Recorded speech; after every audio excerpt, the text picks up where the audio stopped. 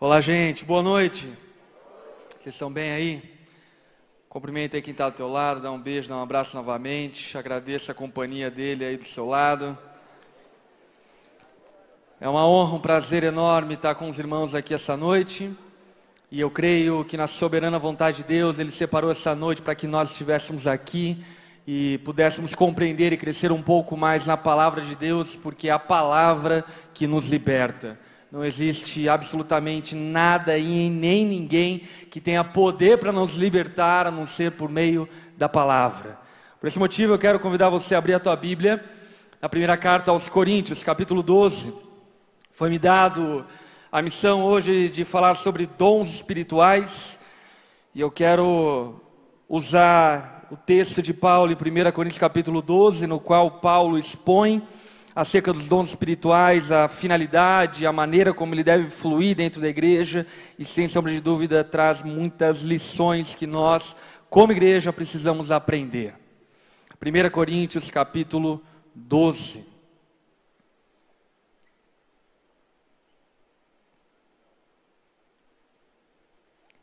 O apóstolo Paulo, no versículo 1, começa dizendo: irmãos, quanto aos dons espirituais, ou uma outra tradução também que poderia ser aceita, quanto às coisas espirituais, não quero que vocês sejam ignorantes. Quanto às coisas espirituais, eu não quero que vocês sejam ignorantes. Isso é muito peculiar, e eu diria inclusive um tanto quanto desafiador Paulo falar para a igreja de Corinto, porque pressupostamente a igreja de Corinto era uma igreja que conhecia de espiritualismo, porque Corinto estava mergulhada em diversas práticas pagãs de cultos a deuses estranhos e falsos deuses, e Paulo prega o evangelho em Corinto, nesse berço grego com a influência romana, e Paulo diz para essa igreja que ele não queria que aquela igreja fosse ignorante acerca das coisas espirituais. E isso para mim e para você precisa fazer todo sentido. Em qual aspecto? Precisa fazer todo sentido no sentido de que as coisas espiritualistas não são espirituais.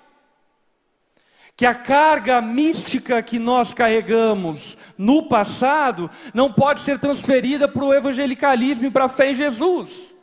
Porque aquilo que se acontece e se procede num terreiro de macumba não tem nada a ver com aquilo que acontece dentro da igreja. Amém? Aquilo que acontece numa mesa de cartomante, na leitura de mãos, búzios, seja lá o que for, não tem nada a ver com a fé cristã. E Paulo está confrontando e exortando essa igreja, porque eles poderiam pensar que por ter acesso a um tipo místico de fé outrora, eles poderiam pensar e imaginar que eles eram cônscios acerca de uma espiritualidade. Paulo está dizendo não é porque vocês tinham essas práticas antigamente, que hoje vocês são experts, PhDs, preparados acerca das coisas espirituais. Porque aquilo que vocês conheciam era uma falsa espiritualidade. E agora em Cristo, através do Espírito Santo, eu estou dando a vocês o ensino da verdadeira espiritualidade. Isso é muito importante, meus irmãos. Isso é muito importante porque na nossa cultura evangélica brasileira, nós herdamos e sincretizamos falsas espiritualidades, falsos entendimentos, falsos ensinamentos, e trouxemos para dentro da igreja muitas vezes, pensando que isso é fé cristã. E não é. Portanto, aquilo que Paulo fala para a igreja de Corinto, na nossa nação brasileira faz todo sentido. Deus quer que nós sejamos cônscios, conheçamos profundamente as coisas espirituais, porque, obviamente, você sabe que Jesus nos chamou para uma nova vida, e essa vida é vivida no Espírito. Portanto, sendo ela vivida no Espírito, é fundamental que nós não sejamos apegados às coisas naturais apenas, mas também conheçamos as coisas espirituais a partir da luz da palavra. Amém? Então olhe para quem está do teu lado aí, para o teu irmão, e diz: eu não quero que você seja ignorante acerca das coisas espirituais. essa introdução de Paulo para falar acerca dos dons espirituais. Não quero que vocês sejam ignorantes. E a ignorância, ela tem esse aspecto tanto de saber menos quanto de saber mais. Ignorante é aquele que não tem um conhecimento preciso acerca de determinado assunto. Aquele que acrescenta algo a determinado assunto é ignorante. E aquele que retira algo sobre determinado assunto também é ignorante, tanto quanto aquele que colocou a mais. Portanto, nós precisamos ter um conhecimento preciso do que a Bíblia diz acerca dos dons espirituais, para que possamos usar eles e fluir neles de maneira tal que Cristo seja glorificado através de nós. Porque, como bem disse o pastor Pipe anteriormente, a primeira manifestação que Cristo faz acerca do ministério do Espírito Santo no Novo Testamento é Atos capítulo 1, versículo 8, quando Jesus de maneira expressa diz que nós receberemos poder ao descer sobre nós o Espírito Santo, e nós seremos as testemunhas de Cristo em toda a terra, em Jerusalém, Samaria e até os confins da terra. Portanto, nós precisamos ter esse entendimento acerca do Espírito Santo, dos dons espirituais, porque Cristo está nos convidando para fluirmos através do Espírito dele. Amém? Sendo assim, no versículo 2, Paulo continua dizendo: vocês sabem que quando eram pagãos, ou seja, quando vocês não serviam, não temiam ao único e verdadeiro Deus, quando vocês não serviam ao Kyrios Jesus Cristo, quando vocês eram pagãos, quando vocês não tinham compromisso nenhum com Deus, de uma forma ou de outra, vocês eram fortemente atraídos e levados para ídolos mudos. Paulo, ele está aqui diagnosticando uma tendência humana acerca das coisas transcendentais, acerca das coisas místicas, misteriosas, que estão além e acima do conhecimento natural humano. E Paulo diz que anteriormente, esses irmãos que eram pagãos como eu e você, eram atraídos para tentar ter experiências transcendentais, místicas, a ídolos mudos. Em outras palavras, vocês eram atraídos, arrastados e levados a ídolos que estavam mortos e não podiam falar coisa alguma. E se falavam, na verdade eram demônios falando, porque esses ídolos não podem falar. Eles são mortos, eles não existem, são falsos deuses. E isso Paulo está querendo trazer para a igreja de Corinto, para que a igreja de Corinto desperte e acorde para o fato de que hoje nós servimos a um Deus vivo. Há um Deus que veio em forma de homem, viveu entre nós, morreu, ressuscitou, foi glorificado e deu a nós o seu Consolador, o Espírito Santo, o Deus que habita em nós. Esse Deus está vivo. Nós não servimos a um ídolo mudo. Nós servimos a um Deus que está falando aqui essa noite. Nós servimos a um Deus que fala durante a nossa semana. Nós servimos a um Deus que ainda fala por meio da palavra dele, e de maneira misteriosa e gloriosa ele continua falando, e a Bíblia é mais atual do que qualquer livro jornal de hoje, porque nós servimos a um Deus vivo. E servindo a esse Deus vivo, nós devemos servir ele como se ele estivesse vivo, porque de fato ele está. E porque em muitas ocasiões, embora nós tenhamos um Deus vivo, continuamos ou vivemos uma vida cristã como se servíssemos a um Deus morto, como servíssemos a um Deus que não nos ouve, como servíssemos a um Deus que não fala, como servíssemos a um Deus que não interage conosco. E a grande verdade que Paulo está querendo trazer à tona para a igreja de Corinto, e portanto para nós hoje também, é que nós servimos a um Deus vivo, um Deus que está mais vivo do que nós, um Deus que vive eternamente, no nome de Jesus. Portanto, essa igreja de Corinto, ela está sendo introduzida ao assunto dos dons espirituais da seguinte maneira: primeiro, jogue fora todos os seus antecedentes místicos, todos os seus antecedentes espiritualistas, e reaprenda. Reaprenda a espiritualidade à luz da palavra, para que vocês possam ter uma vida equilibrada, sóbria e principalmente para que vocês não continuem servindo a ídolos mudos, mesmo estando em Jesus. E isso é muito sério. Isso é muito sério por quê? Porque quando nós corrompemos os princípios da palavra e de alguma forma afloramos aquilo que a palavra mesmo não diz, nós, como anteriormente, estamos servindo a ídolos mudos. Deus flui, Deus fala na medida daquilo que a palavra diz. O que eu quero dizer, por exemplo, contar um testemunho. Há uns 8 anos atrás, mais ou menos, uma senhora na igreja que meu pai pastoreia chegou para mim, e uma senhora, ela tinha na época uns 60 e tantos anos, e ela chegou para mim e falou: pastor, eu havia acabado de casar, estava fazendo 2 anos de casamento, mais ou menos, e ela chegou para mim e falou: pastor, Deus falou comigo. Eu sempre quando ouço isso, eu fico muito preocupado, porque normalmente quem usa esse termo usa para meio espúrios.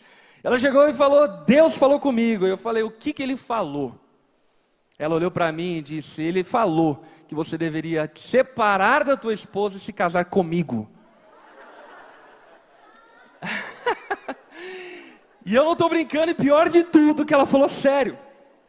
Eu fiquei esperando a hora cômica da coisa, tipo, pegadinha do malandro, agora que a gente vai rir um pouco. Não, ela falou sério. E quando ela falou daquela maneira, e quando ela falou aquilo para mim, a primeira coisa que eu fiquei é tipo chocado. Como essa pessoa pode crer que Deus falou tamanho absurdo para ela? Mas o que essa pessoa estava vivendo e experimentando é exatamente o que Paulo está advertindo na igreja de Corinto. É alguém que supostamente havia nascido de novo, havia nascido no Espírito, estava vivendo uma vida nova, mas ainda tinha estigmas e práticas da antiga espiritualidade dela. E eu não sei, enfim, de que maneira ela chegou a essa conclusão que Deus falou, mas com certeza foi um demônio. E eu atesto isso porque Deus abomina o adultério, Deus abomina o divórcio, Deus abomina qualquer tipo de separação entre o homem e a mulher, e a Bíblia é muito clara em dizer isso. Portanto, Deus não pode falar algo que Ele mesmo já confirmou na palavra, que não é aquilo que ela estava dizendo. Mas ela ainda, caminhando com Jesus, era pegada a ídolos mudos. E vamos combinar aqui que isso é uma prática muito comum na igreja? Quantos irmãos estão atrás de profetas para darem uma direção à sua vida? Meu irmão, você já tem de Gênesis a Apocalipse para dar direção para a tua vida.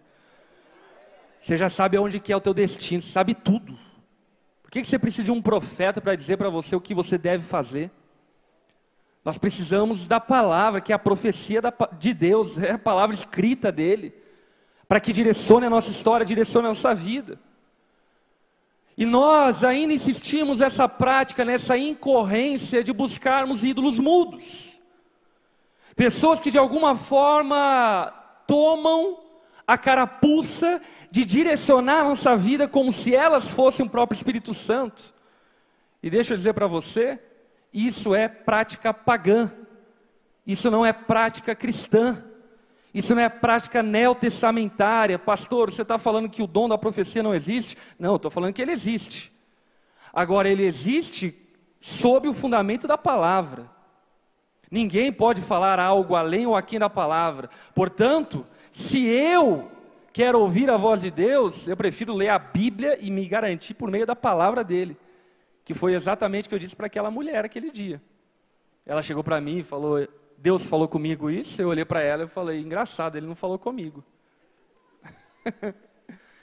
E ela ficou assustada e ficou aquele clima, tipo, levei um pé na bunda. E ela foi embora e, enfim, acabou a história. Mas eu fiquei imaginando o tamanho da prisão que aquela mulher vivia. Facilmente enganada e iludida. facilmente enganada e iludida, e pior de tudo, poderia enganar e iludir a outros, como tantas pessoas dentro das igrejas são enganadas e iludidas, porque ainda insistem em servir ídolos mudos. Paulo está advertindo a igreja de Corinto a se desapegar do seu paganismo e a mergulhar numa experiência real de espiritualidade com Deus, com Cristo e com a palavra. No versículo 3, o apóstolo Paulo vai continuar esse assunto acerca dos dons espirituais, dizendo: por isso, eu afirmo que ninguém que fala pelo Espírito de Deus diz, Jesus seja amaldiçoado. E ninguém pode dizer, Jesus é o Senhor, a não ser pelo Espírito Santo. Aqui vale a pena uma observação muito importante. Qual a observação? Obviamente que Paulo ele não está falando acerca de falar da boca para fora, porque eu acabei de ler e falar, ninguém pode dizer Jesus é amaldiçoado. Ele não está falando sobre palavras proibidas. O que ele está falando é sobre algo que flui do coração. Ninguém pode crer em Jesus se o Espírito Santo não levá-lo ao convencimento. E o que Paulo ainda mais está querendo nos dizer é que alguém pode falar Jesus é o Senhor e ainda assim amaldiçoá-lo a partir das suas palavras, porque não diz respeito ao que sai da sua boca, mas respeito ao que sai do seu coração. E portanto, qualquer um que blasfema contra Cristo e contra a sua palavra, não está fazendo isso por meio do Espírito Santo. Meus irmãos, acreditem no que eu estou falando e nesse aspecto sejam tanto quanto bereanos. Qualquer pessoa que falar algo além ou aquém da palavra não vem de Deus. Pode virar mortal, triplo carpado, pode fazer o que for, mas não vem do Senhor. Ninguém pode dizer Jesus seja amaldiçoado se não for através do Espírito, não pode dizer Jesus é Senhor se não for através do Espírito Santo. E qualquer um que blasfema contra o Senhor, contra a sua palavra, não o faz na autoridade do Senhor. Amém? Há diferentes tipos de ministério, mas o Senhor é o mesmo. Há diferentes tipos de dons, mas o Espírito é o mesmo. Há diferentes formas de atuação, mas é o mesmo Deus que efetua tudo em todos. Eu amo a maneira como o apóstolo Paulo expõe esses 3 versículos aqui em 1 Coríntios, porque ele está fazendo uso das 3 pessoas da Trindade na manifestação dos dons, no serviço dos dons. Ele começa dizendo acerca do Senhor Jesus, dizendo que os diferentes tipos de ministério provêm do Senhor Jesus. É Jesus que estabelece os diferentes tipos de ministério. E ele vai continuar dizendo que há diferentes tipos de dons que provêm do Espírito. Então é o Espírito que nos dá dons. E em sexto, e no versículo 6, ele vai dizer, há diferentes tipos de atuação, mas é Deus, fazendo referência a Deus Pai, que efetua tudo em todos. O que isso nos traz como afirmação bíblica? Isso nos traz a convicção de que os dons nunca foram e nunca serão dos homens. Os dons sempre foram e sempre serão de Deus. É Ele quem dá, é Ele quem faz atuar, e é Ele que divide os ministérios, os seus diferentes tipos de dons e atuação.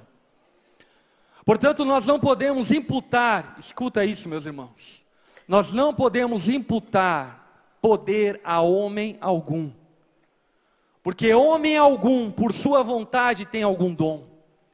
Todos os dons que alguém tenha, tem pela vontade soberana de Deus. Foi Deus quem quis distribuir, e é Ele que manifesta de acordo com a sua vontade. Por esse motivo, é um absurdo bíblico e teológico, por exemplo, crer na espécie de um curandeiro evangélico. Porque de fato há dons de cura. Porém, os dons de cura estão sob o domínio e sob o controle de Deus e não de homens. Eu não posso afirmar e dizer, se não for por meio da vontade de Deus, seja curado, e você será curado. Porque é Deus quem cura, não somos nós.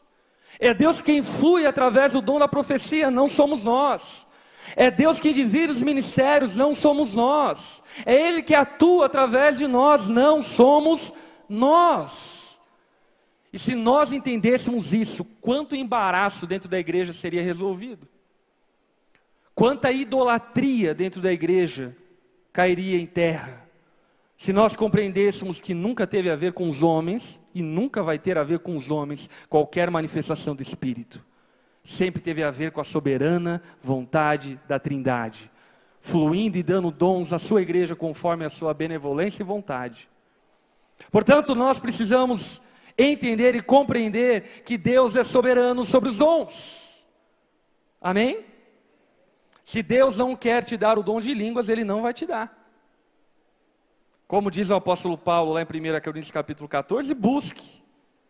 Apesar de haver dons mais excelentes. Mas você talvez vai buscar a vida inteira. Isso não significa que você não tem o Espírito Santo. Mas simplesmente Ele não vai te dar. Por quê? Porque Ele é soberano.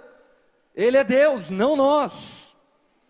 E Ele dá esses dons de acordo com a sua vontade e propósito. De acordo com o seu querer, de acordo com a sua forma de agir e fluir.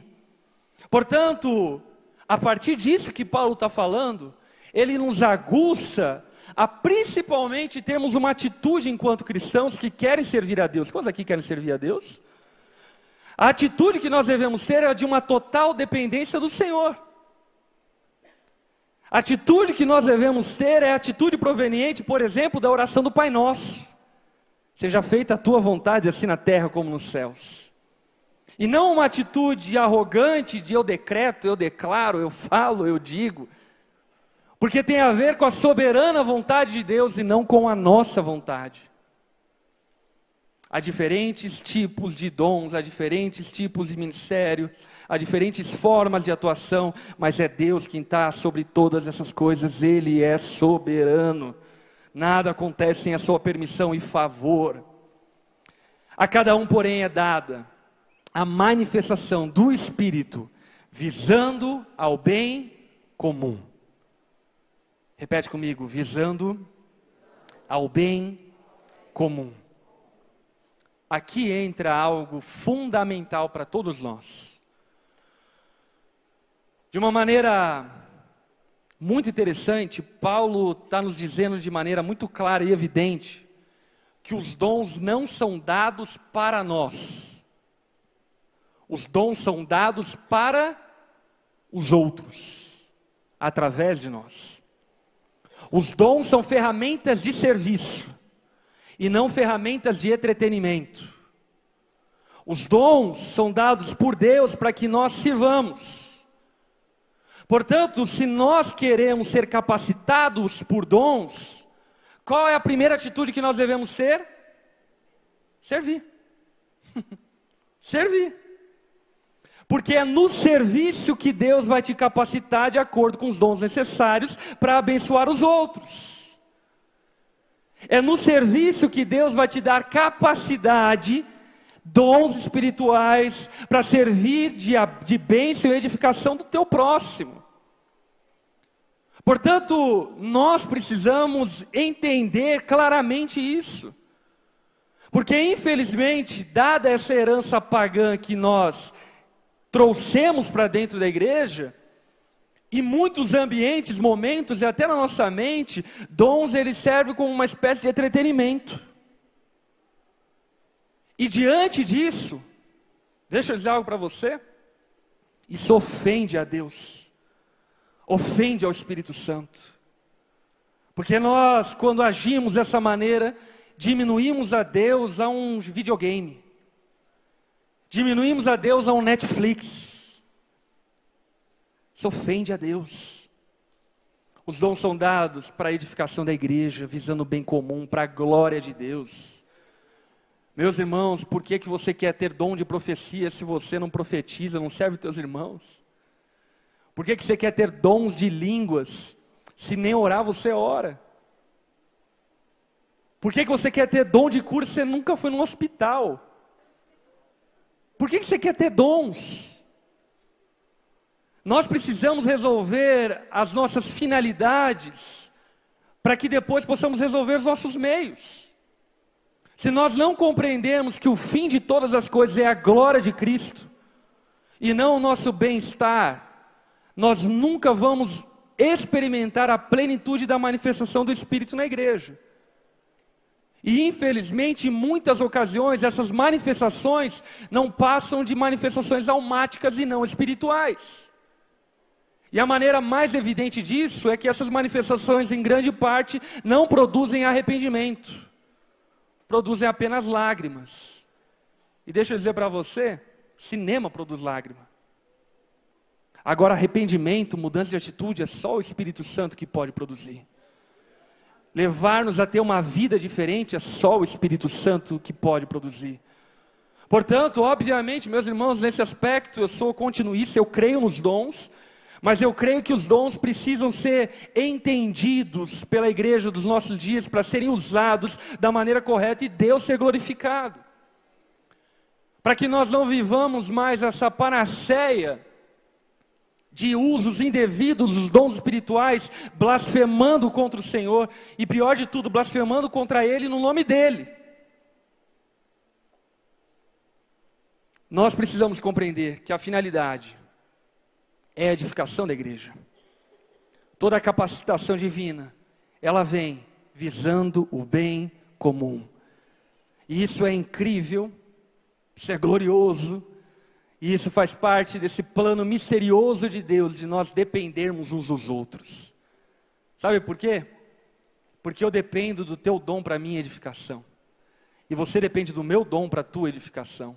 E nós dependemos uns dos outros para a edificação uns dos outros. A igreja em Corinto, como diz o apóstolo Paulo, lá em 1 Coríntios capítulo 1, ela foi abençoada com toda sorte de dons espirituais. Era uma igreja que havia recebido dons da parte de Deus incríveis. E Paulo mesmo diz, a própria carta aos Coríntios, que quando eles se reuniam em igreja era muito glorioso, porque todos vinham com dons para entregar na igreja. Aí obviamente que Paulo ordena isso, porque de fato o ambiente eclesiástico precisa... Alinhe o teu coração com a finalidade de Deus. Alinhe o teu coração com o objetivo de Deus. E é muito importante que você compreenda também que de uma maneira, eu diria, um tanto quanto curiosa, eu não posso afirmar que, enfim, Deus quis dessa forma, algo do tipo, mas é curioso. A Bíblia vai falar sobre 9 frutos do Espírito, ou 9 manifestações do fruto do Espírito. E de maneira curiosa, o apóstolo Paulo aqui vai fazer 9 citações de dons do Espírito. Curiosamente, não falando que a Bíblia tem alguma pretensão, e a palavra tem alguma pretensão de alinhar uma coisa com a outra, mas curiosamente, a Bíblia está nos querendo nos mostrar que existe uma faceta do Espírito Santo que é a respeito do nosso caráter. É a transformação do nosso caráter, é a transformação interior. E também existe uma faceta do Espírito Santo em nós, que é a manifestação dele a partir de nós. Portanto, Deus ele quer fazer uma obra em você e a partir de você. E o Espírito Santo é o Deus habitando em nós, que está nos transformando e nos usando para nos transformar. Olhe para quem está ao teu lado e diga para essa pessoa, Deus quer fazer uma obra em você e através de você.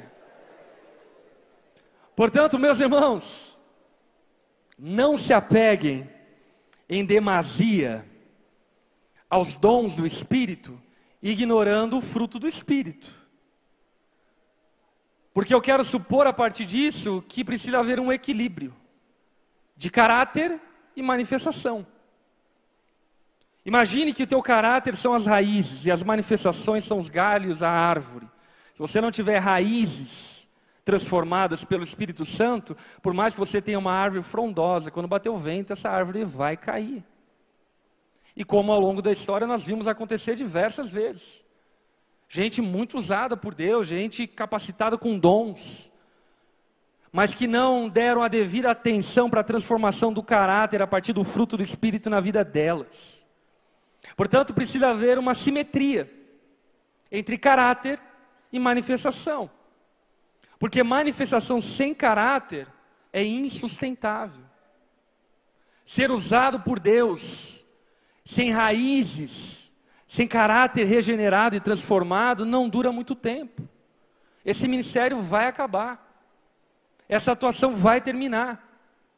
Porque a obra que Deus tem para operar em mim e em você é completa, é de dentro para fora, é tudo, é nós e eles, é em nós e através de nós. Paulo, falando sobre os dons do Espírito, vai dizer no versículo 8: pelo Espírito, a um é dada a palavra de sabedoria, a outro, pelo mesmo Espírito, a palavra de conhecimento.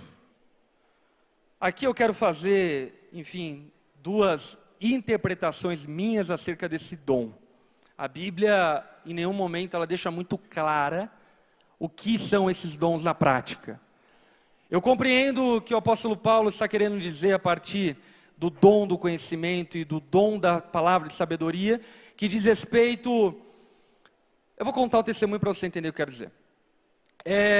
Certa ocasião eu peguei um voo com uma mulher, e a mulher estava sentada do meu lado, e como normalmente eu faço em voo, eu levo a minha Bíblia, e aí eu tiro a Bíblia e começo a ler, e aí ela olhou eu lendo a Bíblia, e olhou para minha cara, tipo, não tem cara de quem lê a Bíblia, e, e ela perguntou para mim: nossa, legal, você está lendo a Bíblia? Eu falei: tô, legal, né, legal. E aí sabe quando fica uma conversa meio furada assim, que ninguém continua? E aí eu cheguei e joguei já na cara, perguntei: e aí, o que você pensa de Jesus? O que você pensa de Deus? Você crê em Jesus? Aí ele olhou para mim e falou: não tem como não acreditar nele, né? A história comprova, enfim. Mas eu acho que Jesus foi apenas um revolucionário, uma espécie de Che Guevara. Eu falei: não, tudo a ver, tudo a ver. Eu falei: mas você crê em Jesus a partir daquilo que nos é revelado na palavra, de que Ele é Deus, de que Ele é o Verbo encarnado, aquele que veio perdoar e salvar o pecador? Você crê nisso? Eu falei: não creio dessa forma. Creio um pouco diferente e tal, enfim, e meio que desconversou. E aí, ok, o assunto meio que morreu, e aí eu voltei a ler a Bíblia, e de repente, quando eu estava lendo a Bíblia, veio na minha mente, não sei explicar o que e como, enfim, só veio na minha mente, uma imagem dela numa igreja, sangrando e sentindo dor. Aí eu olhei para ela e falei: fulana, eu não sei se tem a ver, mas algo dentro de mim está me falando uma coisa aqui que eu preciso dizer para você e de alguma forma ver se isso aqui tem a ver, se você acha que isso aqui se encaixa de alguma maneira. Ela falou: o quê? Então, eu vi você numa igreja sangrando e com muita dor. Que você tem alguma coisa para dizer acerca disso? E na hora que eu falei, ela começou a chorar. Aí ela começou a chorar, e aí eu fiquei meio preocupado, no meio do voo, a menina chorando, soluçando. Aí eu, tentei apaziguar um pouco, falei: o que foi? Ela falou: deixa eu contar um pouco da minha história. Anteriormente, eu frequentava uma igreja, eu e meu marido, tínhamos um relacionamento conjugal muito conturbado. E, certa altura do campeonato, eu estava grávida, e eu havia engravidado, e nós tivemos uma briga doméstica, e o meu marido me agrediu, e chutou a minha barriga, e quando isso aconteceu, a primeira coisa que eu fiz foi ir na igreja. E quando eu cheguei na igreja, dentro da igreja, aconteceu o aborto espontâneo, e começou a sair muito sangue, e eu comecei a sentir muita dor, e os pastores daquela igreja me ignoraram, não me deram a devida atenção, e eu liguei para minha mãe, o meu casamento acabou, e a partir daquele dia eu nunca mais, enfim, pisei o pé numa igreja e não quero mais saber de igreja. Eu falei: uau!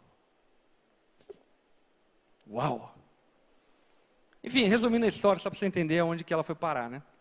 Resumindo a história, foi bem engraçado. Eu perguntei para ela se eu podia orar por ela, e aí ela falou que eu podia, me levantei no meio do avião, coloquei a mão sobre a cabeça dela e comecei a orar por ela, e ela entregou a vida a Jesus naquele dia. Ela mora no Rio de Janeiro, não sei se ela encontrou alguma igreja lá. Passei o número, enfim, para alguns irmãos da Onda Dura lá do Rio de Janeiro, e acho que eles procuraram, não sei muito o que aconteceu com ela, até curiosidade. Mas, de alguma forma, Deus agiu através disso. E eu entendo a partir disso que Deus ele me deu uma palavra de conhecimento acerca da vida dela. Essa palavra de conhecimento acerca da vida dela levou ela a um constrangimento da parte do Espírito Santo, porque percebeu que Deus cuidava de cada detalhe da vida dela, ao ponto de não se esquecer das dores dela, e levou ela, enfim, ao arrependimento, a entregar a vida a Jesus e a ter essa experiência com Deus.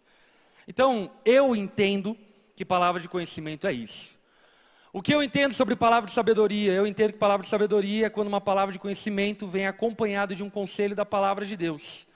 Quando de alguma forma você, vendo a situação de alguém a partir de uma revelação de Deus, você agora pode dar àquela pessoa um conselho bíblico, um conselho respaldado pela palavra, para que ela possa proceder a partir de então.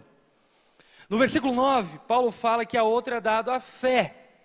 Fé aqui que Paulo está se referindo não é a fé salvífica, mas é a fé da jornada cristã. É a capacidade de crer em Deus. Quando Jesus falava homens de pequena fé, ele não estava se referindo à fé para a salvação. Ele estava se referindo à fé para a operação de milagres, à fé para não viver preocupado, à fé para não viver ansioso. E o que o apóstolo Paulo está dizendo é que a fé, tanto para a salvação quanto também para a jornada cristã, é um dom. E existem alguns irmãos que têm esse dom. Você conhece alguém perto de você que crê, tem esperança do futuro de uma maneira vibrante? Você é meio incrédulo a respeito de algo, de algum projeto, você chega perto dele, você é incendiado, fala, não, vai dar certo, vai acontecer. Enfim, talvez ele seja alguém capacitado pelo Espírito com dom de fé. A outro é dado dons de curar. Preste atenção que é no plural, não é no coletivo. Não é o estabelecimento de um curandeiro, mas é uma multiplicação dos dons de curar diferentes tipos de doenças, sejam elas emocionais, sejam elas físicas e assim por diante. Pelo único Espírito, a outro é dado poder para operar milagres, sinais e maravilhas. A outro profecia, a capacidade de profetizar a partir da palavra. Amém? Lembrando que profecia não é a mesma coisa que vaticínio. Vaticínio é prever o futuro. Profecia é dizer da boca de Deus. Ok? Há outro discernimento de espíritos, há outra variedade de línguas e ainda outra interpretação de línguas. Todas essas coisas, porém, são realizadas pelo mesmo e único Espírito. E Paulo conclui aqui dizendo no versículo 11: e ele as distribui individualmente a cada um como quer.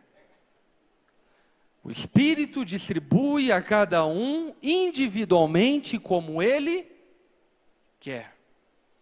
Portanto, se nós queremos de alguma forma sermos usados pelo Espírito Santo através de manifestações de dons para a glória dele, nós precisamos dar o devido lugar de Deus em nossa vida, da soberana vontade dele, e nos submetermos à maneira como ele quer agir através de nós. Amém? Não fique forçando a barra, irmão. Deus tem um projeto lindo para a sua história, para a sua vida. Você foi planejado desde o ventre da sua mãe para manifestar a glória de Deus de uma forma muito peculiar, especial. Sabe, não fique pegando outras pessoas, outros ministérios, se comparando a eles e pensando que você precisa ser iguais a eles. Não, Deus tem algo especial para fazer através da tua vida. Ele tem dons para derramar sobre você. Ele tem maneiras de agir através de você, de maneira individual. O Espírito Santo está trabalhando na sua história, para que a partir da sua história você manifeste a glória de Deus e revele ela ao mundo.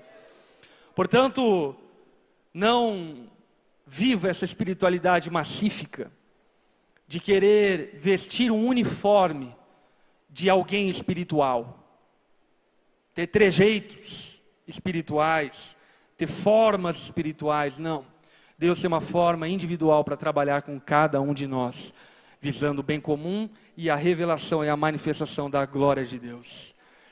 Paulo ele vai, aqui no capítulo 12, encerrar falando sobre o corpo, que são diferentes partes e assim por diante. No capítulo 13, ele vai falar sobre a plataforma de todos os dons, ou o maior dom de todos, que é o amor. E ele diz: meus irmãos, não adianta vocês terem qualquer dom, se vocês não tiverem amor. Porque qualquer dom desacompanhado de amor é inútil, não serve para nada. Por esse motivo, eu creio que, como Paulo depois vai dizer no capítulo 14, versículo 1, que nós devemos buscar os melhores dons, e ele vai se referir à profecia, mas obviamente fazendo também uma citação a 1 Coríntios capítulo 13, que ele fala a respeito do dom do amor. Eu acredito que nós, como igreja, a partir do que a palavra nos instrui, devemos buscar amar, buscar o dom do amor. Por que eu estou dizendo isso? Porque muitos irmãos estão apavorados e buscando manifestações e dons e etc., mas ainda não conseguiram perdoar o seu pai, não conseguem amar sua esposa. Muitos irmãos querem ter discernimento, revelação, isso, aquilo, outro, mas não conseguem amar o seu pastor, não conseguem amar o seu irmão que está do teu lado. Sabe, dessa igreja, acredite, Deus não faz parte, e eu também não quero fazer parte. Eu quero fazer parte de uma igreja cheia de dons espirituais, que são provenientes a partir de uma igreja que ama o Senhor, ama o próximo, ama um ao outro, ama a palavra, e a partir disso eu creio que o maior interessado em capacitar a igreja com dons, para a manifestação da sua glória, de um Deus vivo, que está atuando entre nós, é o próprio Senhor, é o próprio Deus. Por esse motivo, encerrando essa exposição de 1 Coríntios capítulo 12, eu quero convidar você a ficar em pé no seu lugar.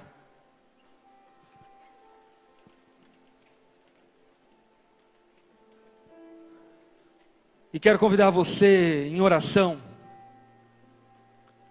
a buscar o maior dom de todos, o amor. Eu creio que talvez na busca de amar a Deus, na busca de amar o próximo, na busca de amar a igreja, Deus, Ele pode acrescentar e vai acrescentar no nome de Jesus capacitações para o serviço do ministério. Mas nós, igreja, deveríamos ser primeiramente experts naquilo que só Deus sabe fazer, amar. Nós deveríamos ser experts na capacidade de amar uns aos outros. Feche seus olhos. Estenda suas mãos como recebendo. Deixa eu orar por você. Espírito Santo, obrigado porque você está aqui no nosso meio nessa noite. E obrigado, Espírito Santo, porque você tem liberdade de fluir no nosso meio. Porque nós não estamos em um ambiente de falsidade, hipocrisia. Nós nos despimos diante do Senhor, nos fazemos vulneráveis, reconhecemos nossas limitações, pecados e falhas, e clamamos a Ti, Espírito Santo de Deus, tome o governo da nossa vida, tome o governo dos nossos pensamentos, tome o governo do nosso coração, e de uma forma misteriosa, nessa noite, capacita-nos para amar. Eu clamo a Ti, Pai, que casamentos que estão naufragando aqui nessa noite, possam receber um batismo de amor. Que famílias que estão naufragando na falta e na ausência de amor, possam ser batizados no Teu amor. Que filhos que não conseguem mais amar os seus pais, nessa noite possam ter o coração convertido aos seus pais. Pais que não conseguem amar os seus filhos, possam ter seu coração convertido aos seus filhos. Converta os nossos corações uns aos outros, Pai. Ensina-nos a amarmos uns aos outros. Capacita-nos com a dádiva divina de amar. E quando nós desenvolvemos em maturidade esse amor, abastece e capacita a tua igreja com dons espirituais. Espírito Santo, derrama, Senhor, variedade de línguas. Derrame, ó Pai, interpretação, discernimento, espírito profético. Derrame palavras de conhecimento, palavras de sabedoria, dons de cura. Derrame, ó Pai, sobre uma igreja que aprendeu a amar. Dons para a manifestação da tua glória nessa geração e nesses dias. Espírito Santo, nós assumimos o entendimento a partir da palavra revelada, de que usaremos toda a nossa vida, dons e ministérios, para a manifestação da tua glória, visando a edificação da tua igreja, visando a revelação do Filho glorioso Jesus. Espírito Santo, opere em nós, ó Pai, essa transformação, para que sejamos a igreja que você sonhou. Não uma igreja barulhenta, mas uma igreja relevante, profunda, verdadeira. Uma igreja transformadora. Não uma igreja, ó Pai, cheia de manifestações externas, mas vazias de transformações interiores. Uma igreja integral naquilo que faz, de dentro para fora, com caráter transformado, com amor como fundamento em tudo que nós fazemos, para que o teu nome seja glorificado, e nós como igreja, por meio do teu Espírito, possamos dizer que Jesus é o Senhor, para a glória de Deus Pai. Que Jesus é o Senhor, para a glória de Deus Pai. Opere em nós, ó Pai, esse milagre. Dá-nos, ó Pai, o maior dom de todos, que é o amor. Para a glória do teu nome que nós oramos, Jesus. Em nome de Jesus. Amém.